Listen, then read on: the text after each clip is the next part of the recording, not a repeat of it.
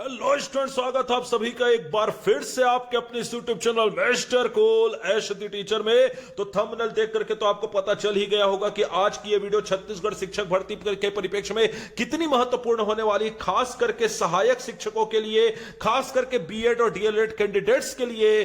तो इस वीडियो में आगे बढ़ने से पहले मैं जो आपको वीडियो दिखाना चाहता हूं उसे जरा ध्यान से देखिए और उसमें कहे गए शब्दों को सुनिए। देखिए,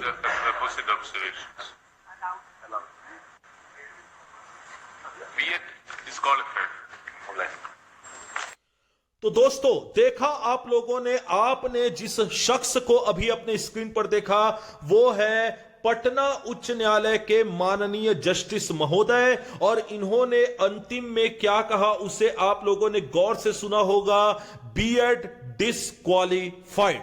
जी हां, बीएड वर्सेस बीटीसी डीएड के संदर्भ में एक बहुत ही महत्वपूर्ण निर्णय पटना उच्च न्यायालय ने दे दिया है, अपना अंतिम फैसला दे दिया है। इन सारे चीजों के ऊपर चर्चा करते तो चलिए स्टार्ट करते। देखिए, पटना हाई कोर्ट ने फैसला देते हुए यह कहा है कि तत्काल प्रभाव से बिहार में छठवें चरण में जितने भी सहायक शिक्षकों का चयन हुआ है, जिन्होंने बीएड किया हुआ था, जी हां, जिन्होंने बीएड किया हुआ था, उन्हें तत्काल प्रभाव से नौकरी से निकाला जाता है। जी हां, बहुत ही बड़ा डिसीजन यहां पर पटना हाई कोर्ट ने दे दिया है।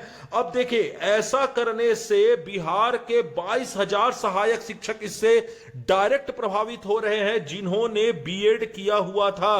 तो याद रखिएगा कि बीएड को निरस्त कर दिया गया है बिहार में प्राइमरी स्तर पर।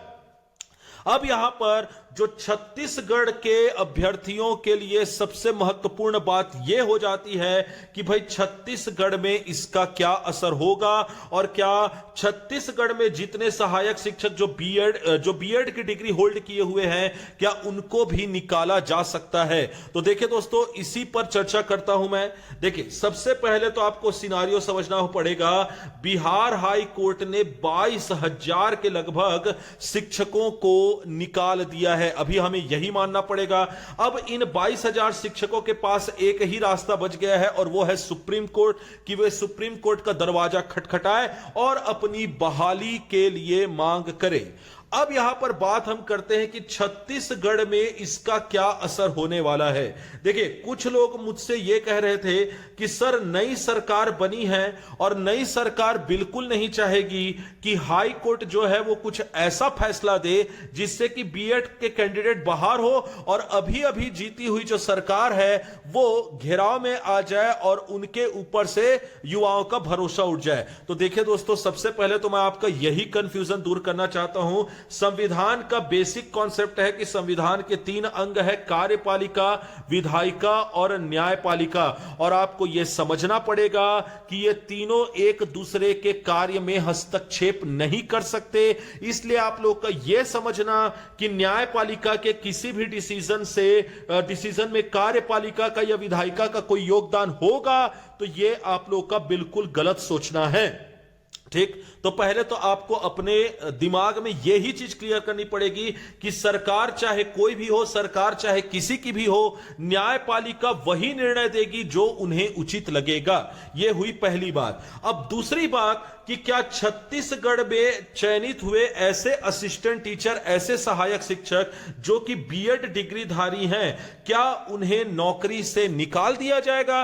और जो छत्तीसगढ़ के हाई कोर्ट में मामला पेंडिंग है बीएड वर्सेस बीटीसी को लेकर के, क्या वो बीएड वालों के खिलाफ में आएगा? तो देखिए दोस्तों, यहां पर हमें पहले दोनों राज्य के सिनारियो को टटोलना होगा। बिहार और छत्तीसगढ़ के सिनारियो बिल्कुल अलग अलग है। बिहार में जिस भर्ती की बात की जा रही है वो 2 साल पहले की भर्ती है, जिसमें छठवें चरण के लिए प्राइमरी शिक्षकों के बहाली को लेकर के चर्चा हो रही है। जबकि छत्तीसगढ़ में जो अभी पोस्ट आया था वो आपको पता है कि जून के महीने में एग्जाम हुआ है और अभी अभी हाल फिलहाल में ही क्या दी गई है, पोस्टिंग दी गई है। तो देखिए दोनों राज्यों के सिनारियों को देख करके डिसीजन लिया जाएगा। हालांकि आप लोग को पता है कि मैं बार बार बोलता रहा हूं कि जब नोटिफिकेशन जारी किया गया था इस शिक्षक भर्ती को लेकर के, तो उसमें तो यह बिल्कुल नहीं कहा गया था भाई कि असिस्टेंट टीचर के लिए केवल डीएड वाले अभ्यर्थी ही क्या कर सकते हैं, भाग ले सकते हैं, बीएड वाले अभ्यर्थी उसमें फॉर्म नहीं भर सकते, ऐसा तो क्लियर नहीं कहा गया था। तो जाहिर सी बात है कि हाई कोर्ट इस पक्ष को भी ध्यान में रखेगी। अब पटना हाई कोर्ट के इस डिसीजन के बाद स्थिति थोड़ी संशय में हो जाती है कि जो बिलासपुर हाई कोर्ट है, या ये कहा जाए छत्तीसगढ़ हाई कोर्ट जो है, वो किस पक्ष में फैसला देता है। जहां तक कि आप बात करें मेरी विचारधारा की, तो मुझे जहां तक लगता है कि मामला अभी पूरी तरीके से 50-50 में फंस चुका है। हालांकि आप लोग को पता होगा कि छत्तीसगढ़ में जितने भी लोगों को अभी असिस्टेंट टीचर के पद पर नियुक्ति दी गई, उनके ज्वाइनिंग लेटर में एक बात स्पष्ट रूप से लिख दी गई थी कि आप लोगों की ज्वाइनिंग छत्तीसगढ़ हाई कोर्ट के दिशा निर्देश पर निर्भर करती है। तो देखिए आप लोगों को मेंटली प्रिपेयर रहना होगा 50-50 सिचुएशन के लिए।